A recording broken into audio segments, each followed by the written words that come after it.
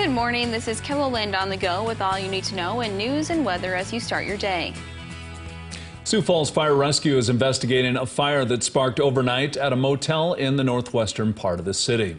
Crews were called to the scene about 2 o'clock this morning along West Russell Street. Firefighters say there was heavy smoke and fire coming from the back of the building on the first floor. Crews were able to put out the fire within 15 minutes. Authorities say the fire damaged a first-floor motel room. One person reported smoke inhalation but was treated on scene. Fire crews in western KELOLAND also investigating a fire. Sunday morning, the Deadwood Volunteer Fire Department was called to Stretch's Glass in Central City for reports of a fire. Crews from Lead, Spearfish, and Whitewood were also called in. Officials posted pictures of the fire on Facebook. You can see parts of the building collapsed. The department says it's a total loss. 2 people are dead following a murder-suicide outside of a business in Rapid City. Police were called to East St. Patrick's Street and South Valley Drive this weekend for reports of someone with a gunshot wound. Officers found 2 people dead outside of the business. Police say their investigation indicates a murder-suicide and that there's no threat to the public. Police are calling the shooting a senseless tragedy and are urging anyone dealing with thoughts of self-harm to call the National Suicide Prevention Hotline at 1-800-273-8255. A heads up for your morning commute tomorrow. Sioux Falls Police will be helping with a house move. The move will start at 8:30 a.m. on Tuesday. It will impact 95th Street, Western Avenue, 41st Street, Minnesota Avenue, and West 12th Street. Authorities say drivers should expect delays and ask that people find an alternate route tomorrow.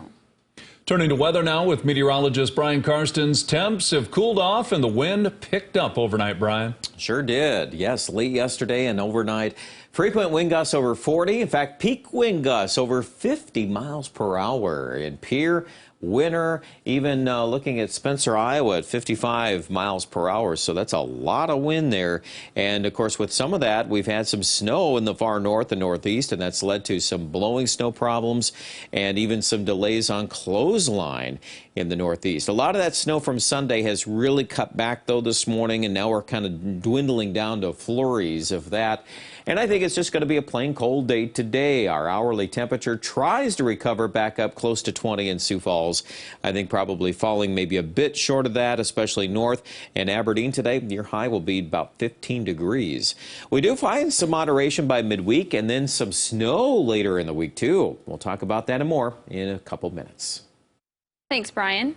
Nick Curry has always had a passion for trying new hot sauces as a hobby. But after losing his job during the start of the pandemic, he's taken that hobby to a national level through his business, Halogi.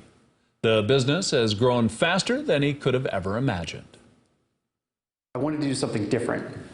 So I started refining a couple different recipes, and they eventually landed in potlucks and things like that. We would have work potlucks, and they would have wings, so I'd bring those, and I won a couple of them because the people really liked the sauce. Now his favorite potluck recipe is being bottled and shared with people around the country. Lewis drugstores are feeling the impact of this holiday season's supply chain issues. And that goes for both real and artificial Christmas trees. A buyer at Lewis Drug says they may have a good supply right now, but that doesn't mean there hasn't been challenges. Getting them here has been a struggle. We are blessed. We have a brand new shipment that just arrived, and people are loving it. And according to their website, the Riverview Christmas Tree Farm near Canton has officially closed for the season. When we talked to them before Thanksgiving, they expected their trees to be gone by December 1st. The Jackrabbit football team is advancing to the football championship subdivision playoffs after defeating Sacramento State this weekend. In the closing minute of the second round game, South Dakota State leading 24-19 and trying to run out the clock, and on 4th and 1, quarterback Chris Oladokin walks away from under center and starts yelling at the sideline. While he was yelling, the Jackrabbits direct snap to running back Isaiah Davis and convert a crucial 4th down, allowing them to run out the clock for the win.